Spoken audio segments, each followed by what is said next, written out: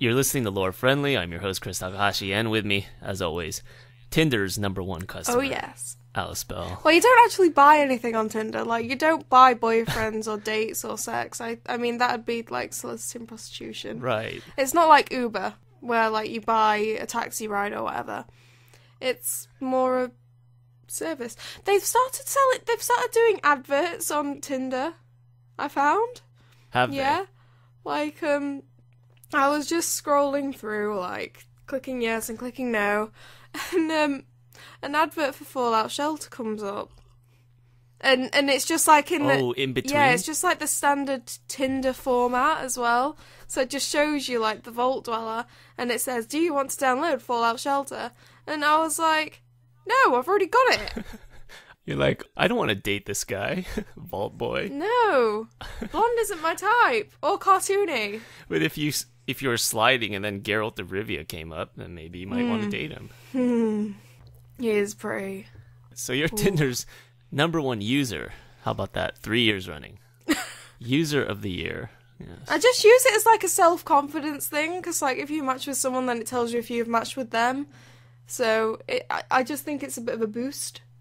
My confidence is like, yay, people validate me.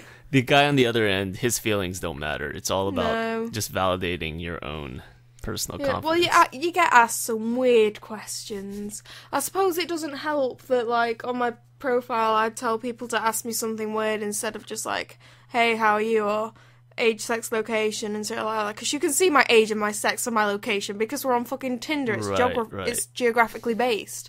But you get some weird questions. Like, for example? I can get them up if you want. Sure, why not? Right, do you like cake or streaking? Okay, see, that guy's just trying to be funny. He's trying to make a joke. Yeah, but it's not a funny joke. It's like, do you like strawberries, cherries, or anal sex?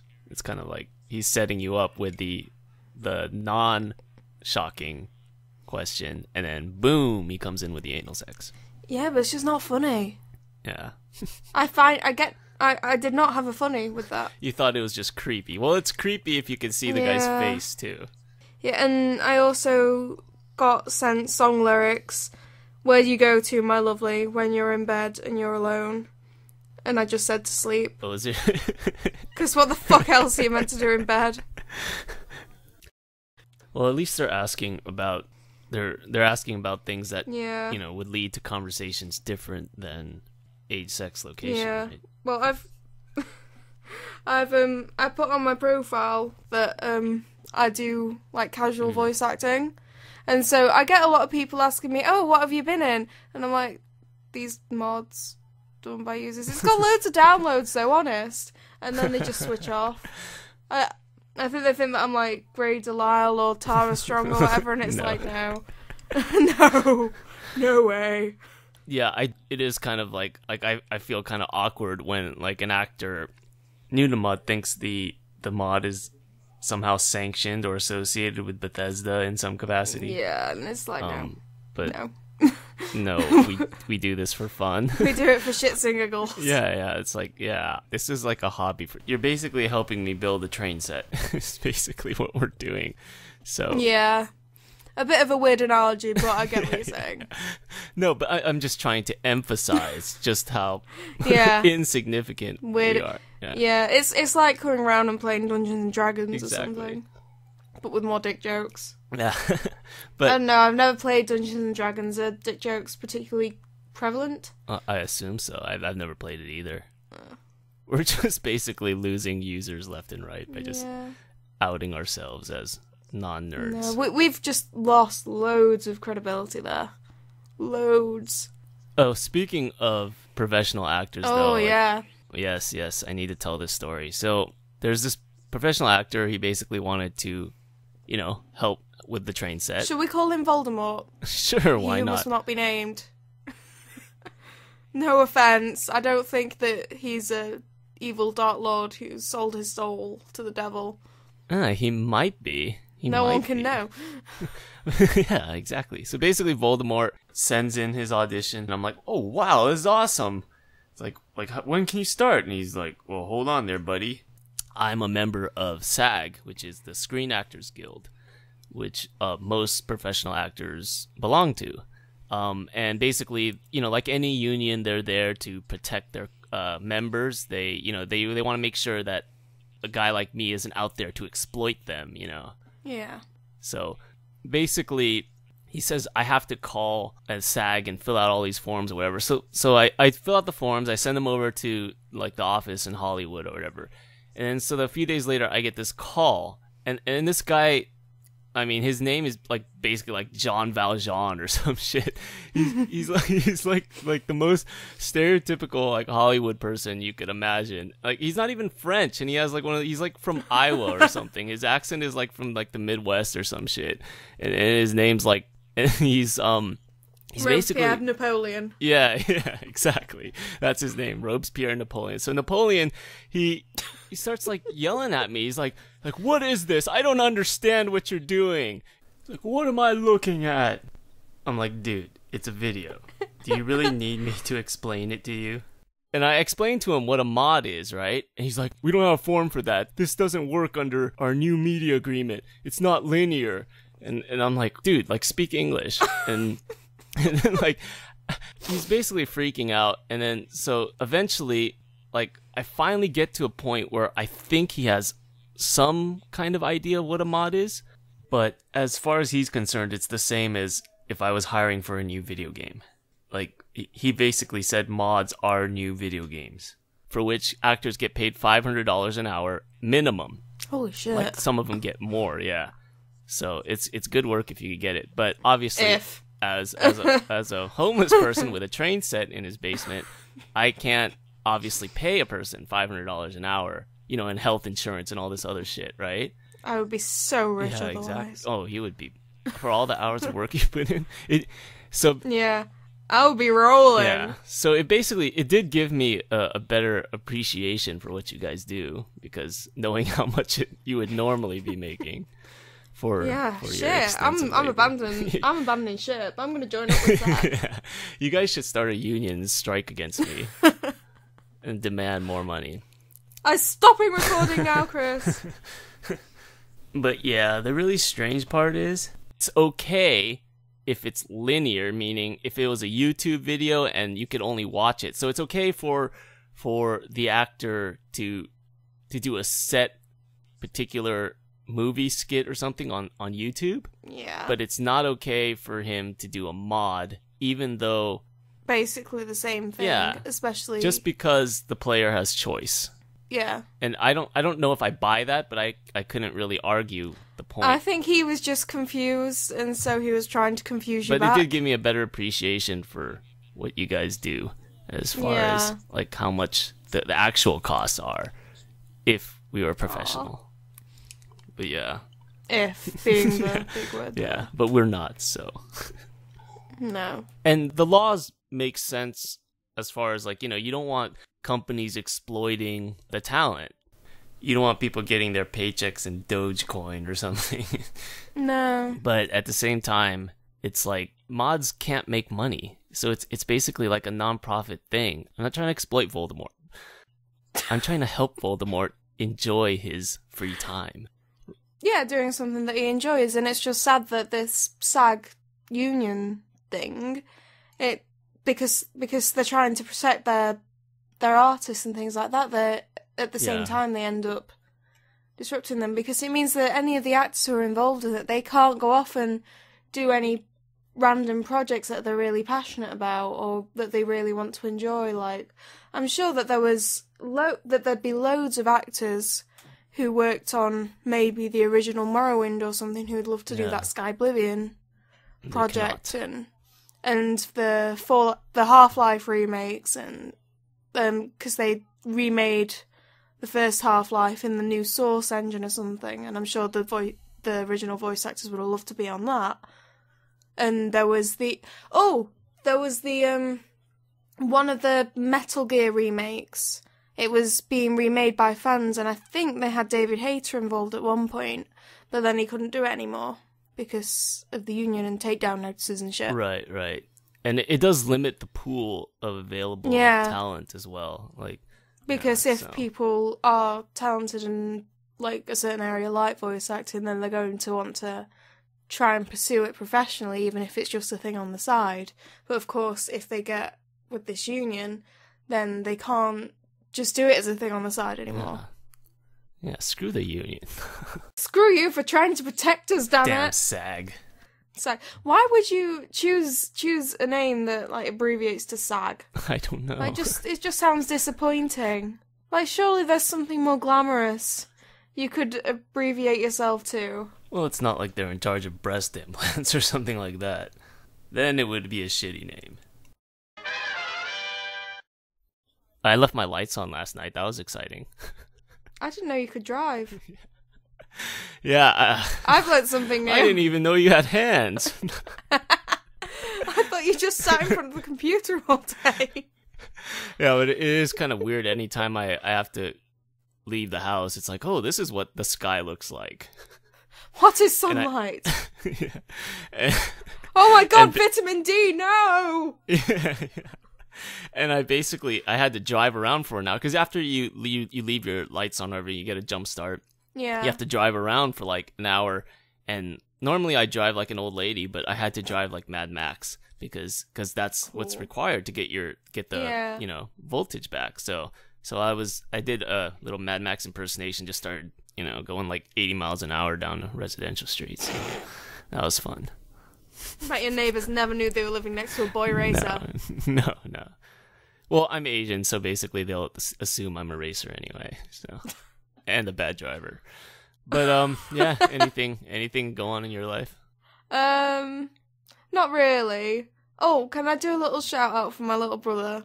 Because Sure, why he's just done his post-16 exams, his GCSEs, and he actually passed, and he did really well. And I'm really proud of my little baby brother. Okay. And he's going on to do like maths and physics and chemistry and stuff.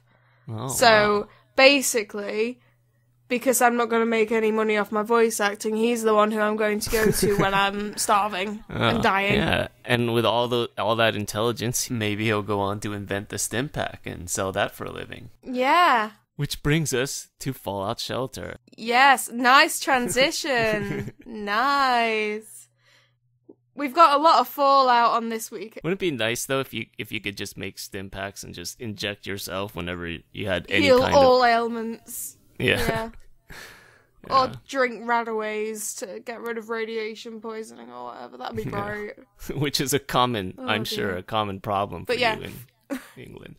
But yeah, didn't you tell me you were making like some kind of like, it was basically like an incest kingdom, like where there was one breeder and they were all gonna. Oh yeah, have the yeah. same Everyone was children. sleeping with everyone because I wanted to breed intelligent babies, and they weren't breeding intelligently. Because like I thought, if you put two people together who have like intelligent, like high intelligence, then surely any babies that they create will be highly intelligent. But no, I just got a buttload of charismatic babies. Like, who wants charismatic babies? Charisma is like the most useless thing in Fallout Shelter. Like, all they can do is sit in a radio room and do what we do, basically. Yeah, Only pretty we're much. we're not very charismatic. So And the sad thing is they actually have more listeners than us, despite being in an apocalyptic wasteland. it was quite funny. When I first like zoomed in to see what my characters were saying in the radio room, they were like, "I don't think anyone's listening," and I was like, "That's our podcast. Yeah. Nobody's That's me." listening. No one wants to join our vault." Yeah. Didn't you have like one breeder though? Like when I asked you last time, you said you had some guy named Mendez, and then like I didn't think about it until. Yeah, porn stash But then Mendez. wouldn't that have all his children be brothers and sisters? Like. Yeah. I don't know who's related to who anymore because they all have weird last names and stuff. Cause You I can get... rename them though. Yeah, I did rename them. But now I've lost track of who's who. So it's literally just a case of putting them in a room, and if they say that they're family, then oh well. See, But, you should yeah. have done like I did and named them all with serial numbers and basically, Oh god. basically made it like this dystopian future. Wow. Well, because my thing was I wanted to make it like a vault experiment, right? Yeah. So what I did is I basically gave them all. Well, first I ran it like a normal vault because I just wanted to see how the game played, And like it's really weird, like because like I went in there with no knowledge of how the game works or the mechanics or whatever, right? Yeah. So you think like, okay, the first thing you do is build a power room, right? Yeah. So you think, okay, I'm gonna put the scientists, the really smart people in there. But no, that's not how it works. It's really bizarre. You put really strong people in there because obviously generating electricity requires loads of dumb jocks. Exactly. It's like you're the overseer and then you're trying to choose someone to be your electrical engineer, and this applicant comes in with like, and on his resume he's like electrical engineering, like science, chemistry, whatever, and you're like, yeah. But can you bench press 250? Do you even lift, bro? And then you get this linebacker comes in and he's all like, ooh, me lift, me strong, me work power, me electricity, yes. Yeah. And then you're like, that is the guy who I want working with sensitive electrical equipment. Exactly.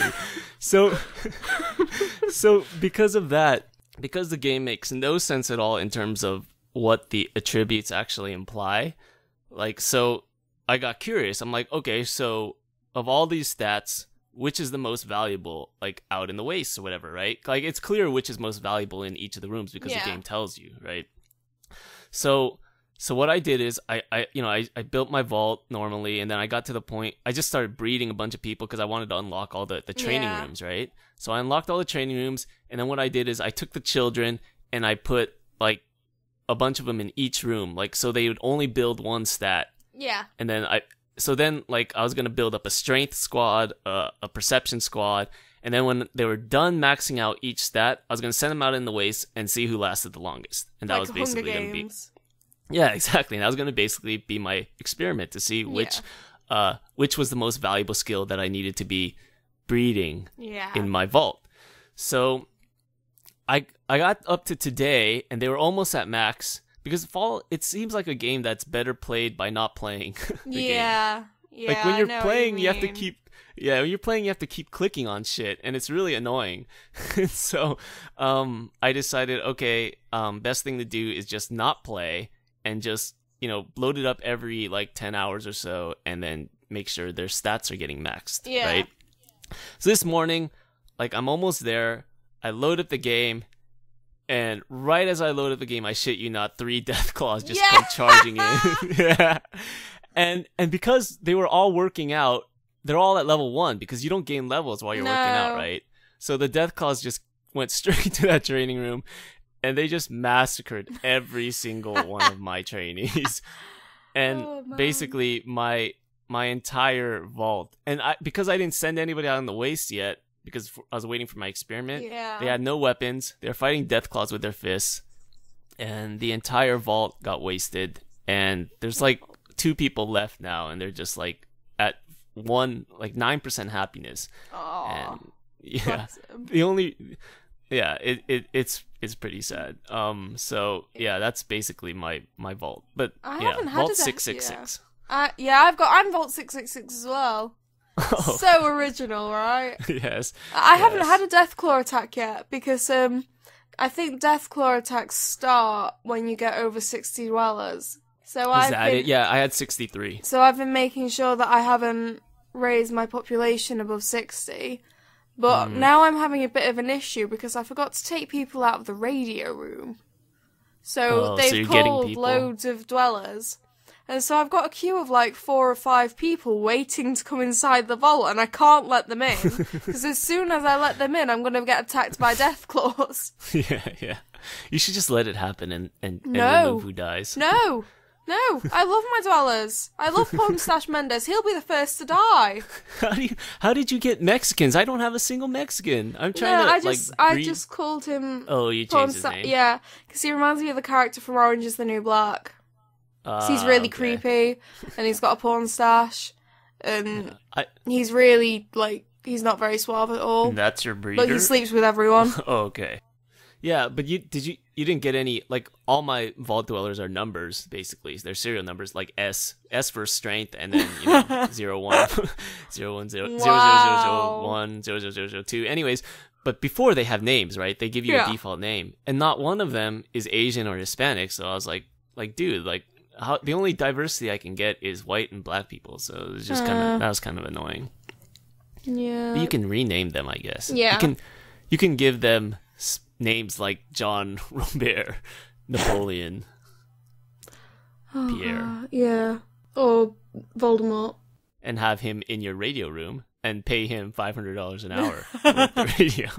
500 caps an hour, I'm sorry. Oh, I wish. I can't afford 500 caps an hour, fucking hell. Yeah, so then what are you going to do with Voldemort? You can't put him in his radio room, I guess. I don't know. I think he'd be quite a good janitor. I'd put him in, like, the storage room. It'd be like a Goodwill Hunting thing where he's like this really talented actor, but because you can't pay him the caps, you're going to basically have to put him to work room. And let him work his way up.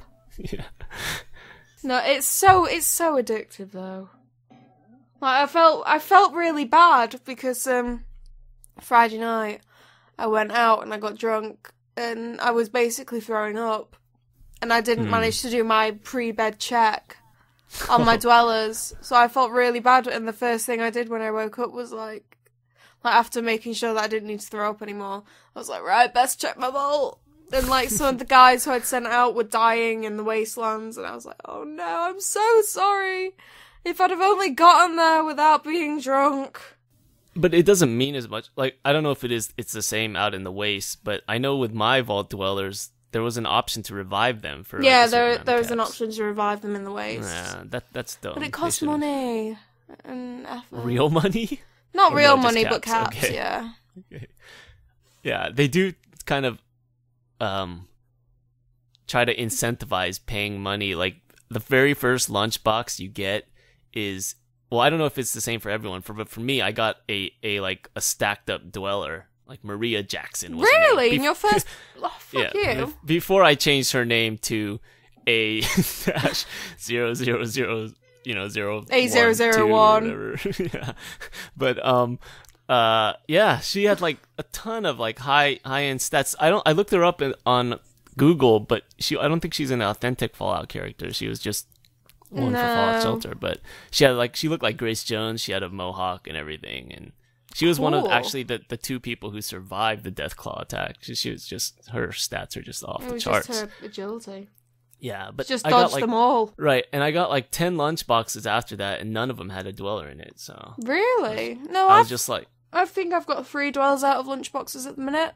What? No, 4. 4. I've got 4 dwellers out of lunchboxes, but I don't get very good weapons. Were they stacked though? Pardon? Like in terms of were their abilities high or? Yeah, I've got 2 Cox brothers. That's their actual name. I think I've got Gabriel Cox and something else Cox, and they both wear ninja outfits.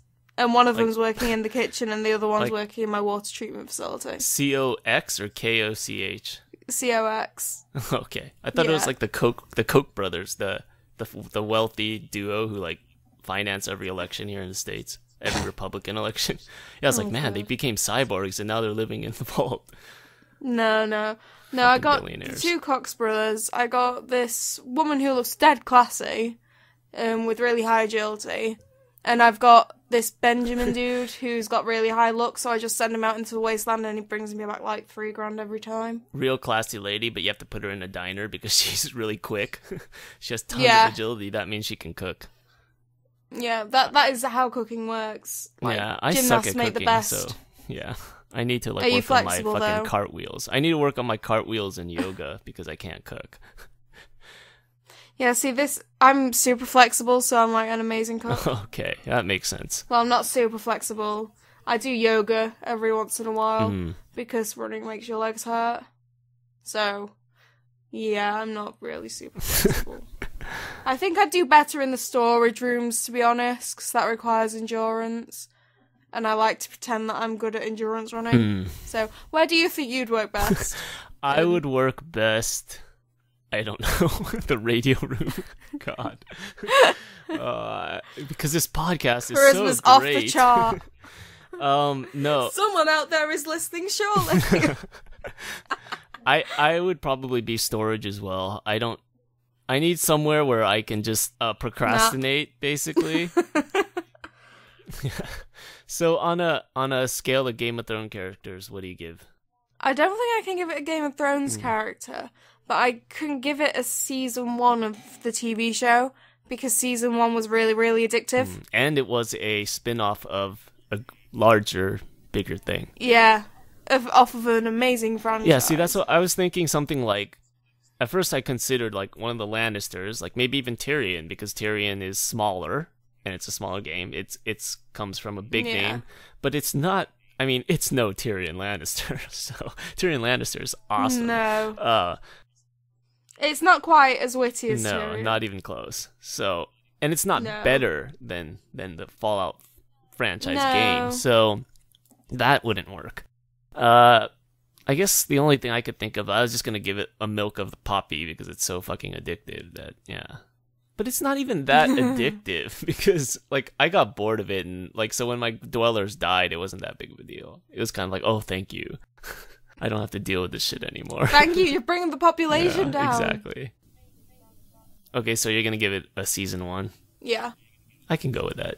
But hopefully it isn't pathetic in that saying that like the quality of future Fallout shelters will go downhill. Well, it does kind of make sense because eventually I think you are going to get bored of it because it is kind of repetitive. Yeah. Eventually. Not eventually. Just yet. Not though. yet. Not just yet. Your dwellers are safe for now. Yeah. For now. You haven't executed Order 66 or whatever. No. It was. What is that? Is that the right order in Star Wars? Star Wars the original? Oh, like I don't know. The Emperor, he's like, know. execute Order 66 or something. Like, it's one number off 666. Yeah. And so it's probably it's that. so cheesy, yeah. It's like, you might as well have just gone all the way with that cheesy-ass joke and said, execute Order 666. 666. The number of the beast. Yeah, exactly. Question time. Yay! Question 1. We'll say it's from Kate and Danville, or whatever. Yeah. Dear Alice, I would like to become an overseer someday. I realize there are no vaults for me to run, but are there examples in history of settlements that operated under similar circumstances? If so, how would I go about doing it? Well, I have like a page of notes on this, so brace yourselves, guys. Strap yourself bracing in. for impact. Right. Okay. Seatbelts are fastened. Yeah. Right. So it depends on which overseer / vault you're emulating. So it's like, are you an overseer who's been appointed by Vault Tech? Have you been elected by like the other dwellers? Do you have any real power, or are you like just under orders? Like, is your vault one of the experiment vaults, or is it one of the controlled vaults, or like do the circumstances of the vault change how you've been perceived by your subjects? So right, what I've done is I've taken 3 different vaults and their overseers and considered their roles in relation to historical settlements and societies. Okay. So that's how we're going to approach this question. Okay, go for it. Okay.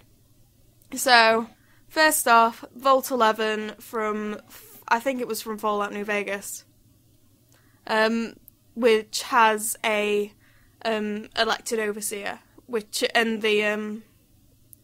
it basically focuses on democracy and sacrifice. So, Vault 11 was given the choice yearly to sacrifice one person to save the vault, to test the morality of the inhabitants and the concept of greater good. Okay. And the inhabitants didn't know this when they came into the vault. No. So, like, as soon as they were told this, they went to the overseer and they, like, decided, hey, you betrayed us, you're the sacrifice, mate.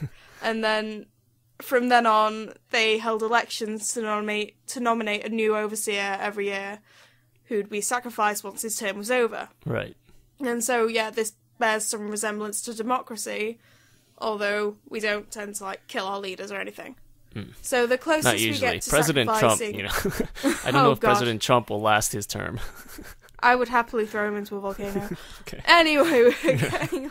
Right, the closest we get to sacrificing perceived figures of authority is looking at human sacrifice, obviously. So in ancient Scandinavian / Norse countries, a slew of bad harvests, famine, and poor results from war would indicate to the people. It would indicate that the gods were unhappy with their current ruler. So instead of just deposing the king or waiting for his sons to take over, the king could be given in sacrifice to the gods. But even better like is... like a Shireen. Yeah. Yeah. Don't, no, please no. But Okay. the most Sorry favorite. to bring back those flashbacks. You are killing me. But even more obvious is the Aztecs, who are like the kings of human sacrifice because they just love killing people. Yeah. Like they were all and like chopping off penises and all kinds of nasty shit. Yeah. There was one ritual in Toshkatl. I think I've pronounced that correctly. I'm not sure though. Toshkatl was the 5th or 6th month in the Aztec calendar, and it saw the nominee for sacrifice being treated as royalty for 1 year, as they were perceived as being the god's avatar on Earth until the sacrifice. And although they wielded no true power within the society, they were tutored by priests, they were lavished with gifts and flowers, and they could be seen in the company of women, mainly having sex with them, probably, maybe, before they were murdered. And this is also similar to the Incan Empire, who would raise children with the pure intent of sacrificing them. So, yes, that's the first one. So it wasn't all bad. So, do you want to be an overseer who is sacrificed by his subjects after a year? No. After no, a year I of wouldn't lots of recommend sex that. and being doted upon, though. Yeah, but the Aztecs were pretty grisly with how they sacrificed people. Yeah, it's not worth it. No. Right, so, now for another overseer, Vault 101, the vault that you come from in Fallout 3. Yay. Where the overseer is the one true authority and his word is basically law. So the overseer... Praise the overseer. Yeah, all praise be. The overseer was particularly revered in Vault 101, which, according to Vault-Tech's instructions, was to remain closed indefinitely to see the effect of inbreeding and how the role of the overseer would evolve in such a closeted society. However, a number of overseers defied Vault-Tech and worked independently, thus disrupting the experiment. But nevertheless, the overseer kind of got addicted to power and became a figure of almost divine reverence amongst the inhabitants of the Vault. And they had this whole elitist society and shit like that. And this is very similar to absolutism and divine right, where the power can't be curbed by anyone.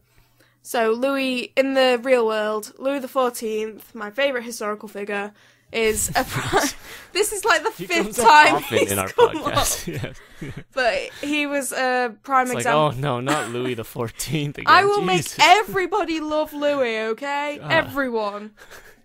But no, Louis not XIV. this shit again. Shut up. No, Louis XIV was a prime example of this kind of reverence and absolute power.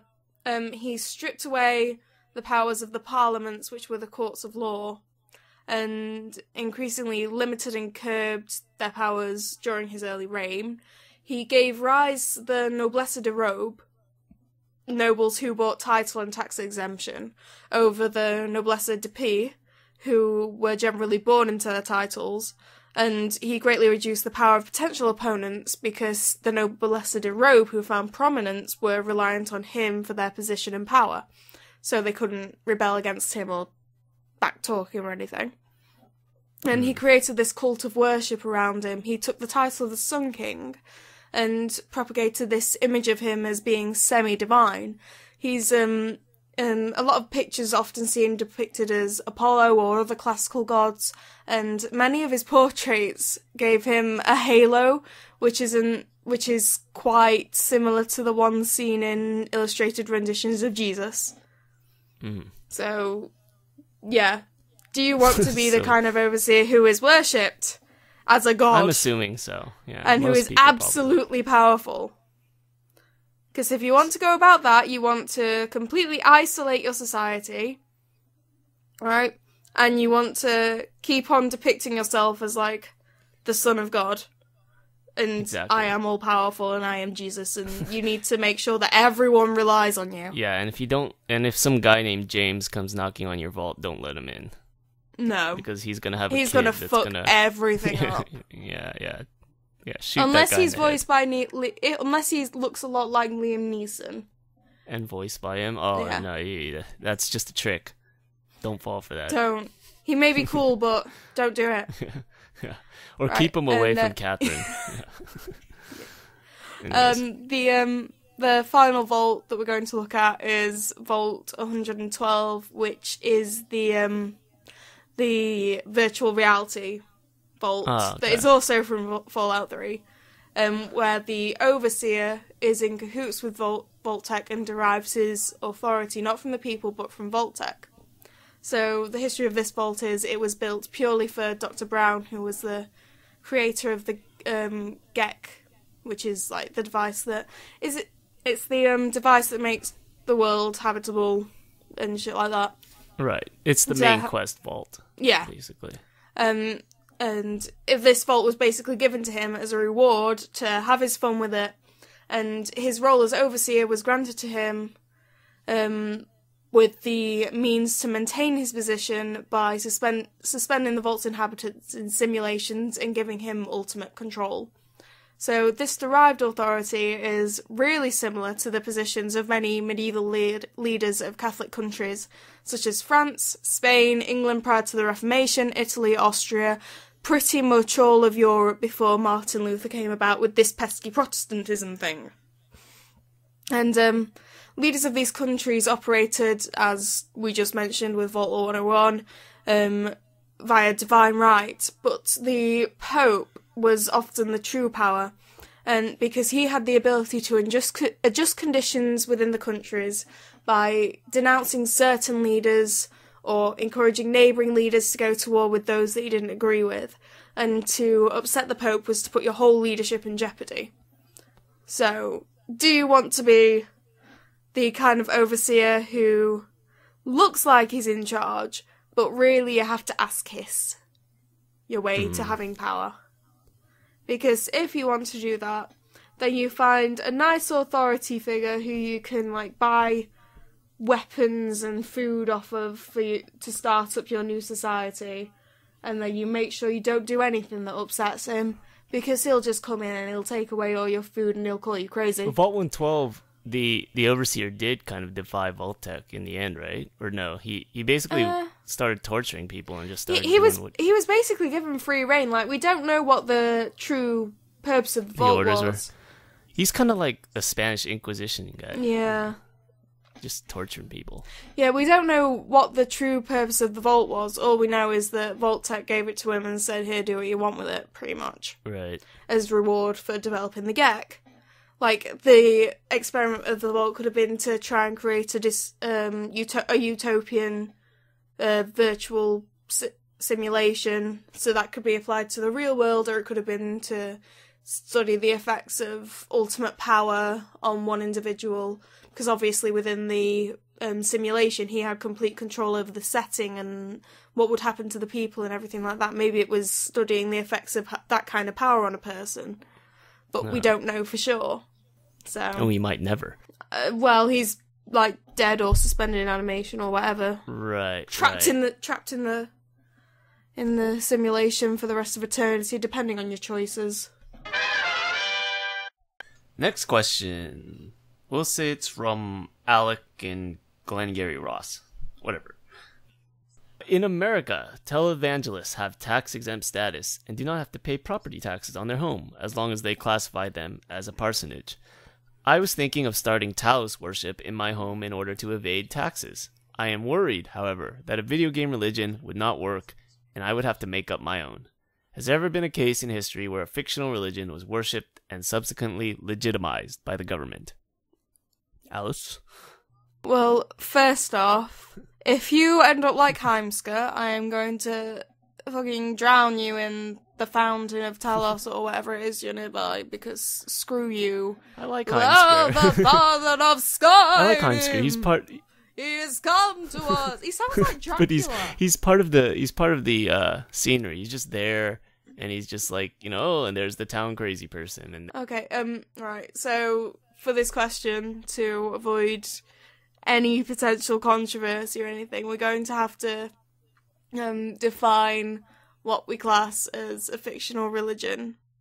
So I think the definition we should go by is any religion that is spawned directly from works of fiction and not just genres of fiction. So we can't say that Scientology is classed as fictional, because even though it's inspired by the sci-fi genre, it doesn't come directly from a work of fiction, and we don't want to get sued by Scientology. No, because they have loads of lawyers. They do. And I don't think we could afford They're that, scary. as we've already established. Yeah. I can't pay them whatever their rate is. No. You can't pay me 500 quid now. How are you going to pay them? Yeah, exactly. We should... I think I'm going to extend this definition of a fictional religion to any religion that was created and is followed for the purpose of creating a political statement. So it's either a religion that has been taken from a fictional universe, or a religion from a fictional universe that is being utilised to make a political statement. Gotcha. Whew, okay. That was a long disclaimer. Yeah. I really don't want to offend we have to people and get protect our sued. butts. Yeah. Yeah. Okay, so obviously the most famous case of a fictional religion becoming in any way legitimised or acknowledged by government is Jediism, which was inspired by the yes, this is the best example that I managed to find. It was either this or the flying spaghetti monster. But as a way to poke fun at the government and criticise the inclusion of the religion question on national censuses in 2001, depending on the person, hundreds and thousands of people globally listed their religion as being a Jedi, including 390,000 people in the UK, which was such a high density of people following this fictional religion that when collating the census information, the religion was given its own code. So that whenever they saw Jedi on the census, they'd put in 893, and then that'd list it as part of the data.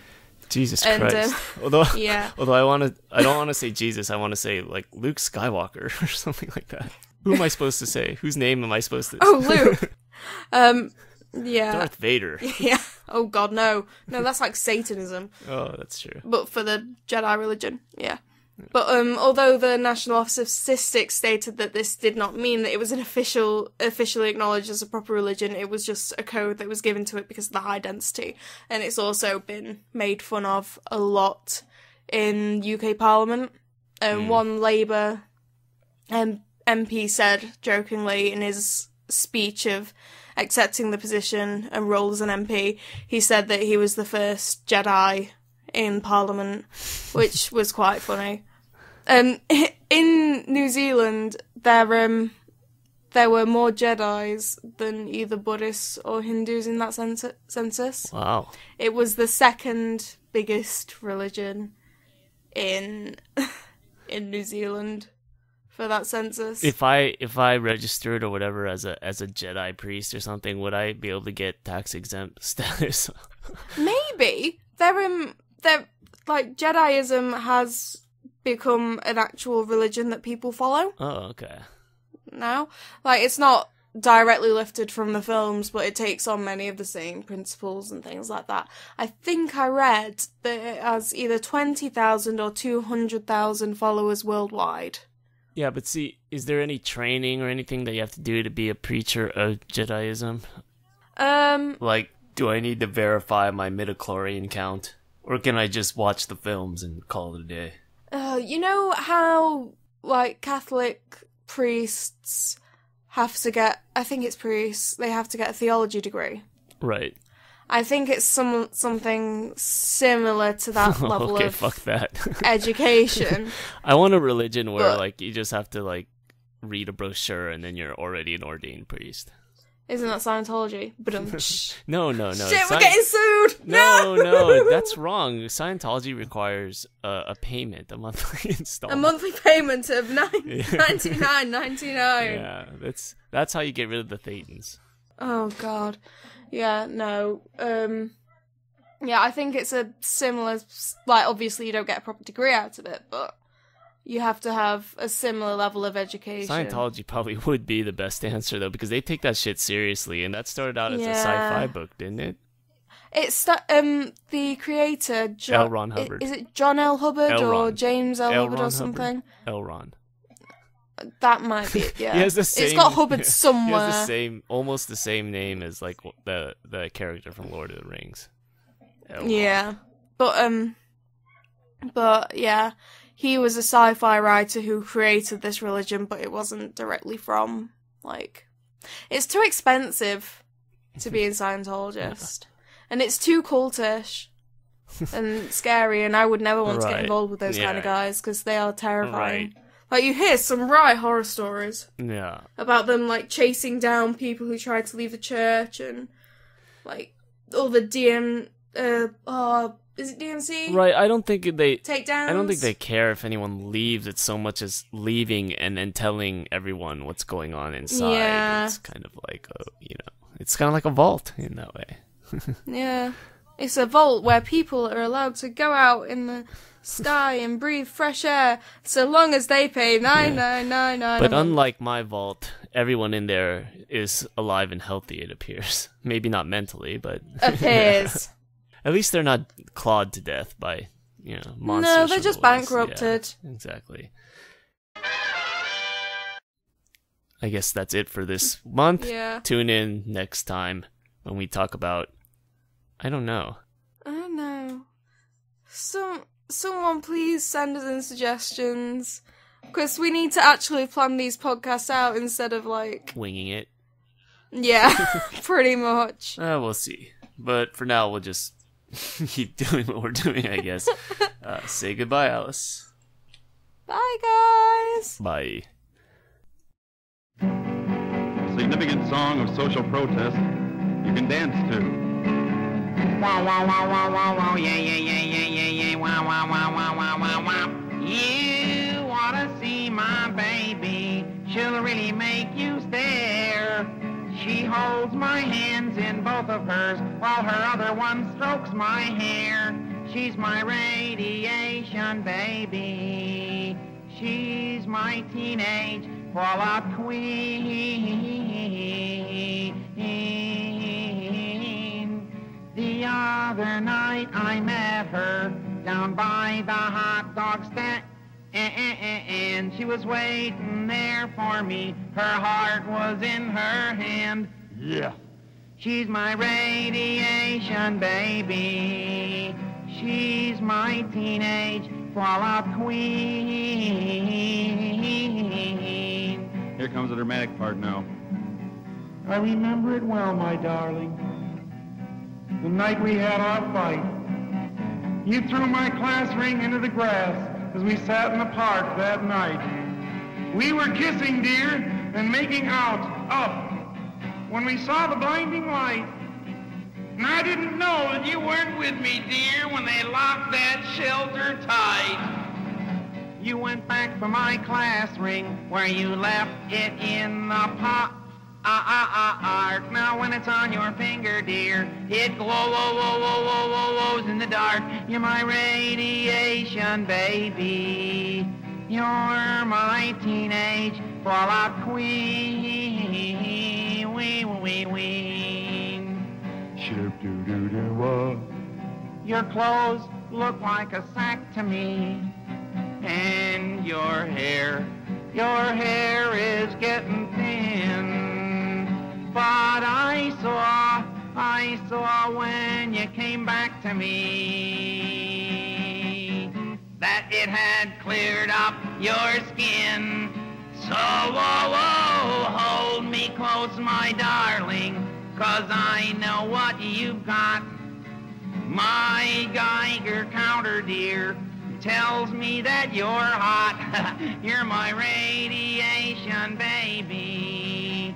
You're my teenage fallout queen.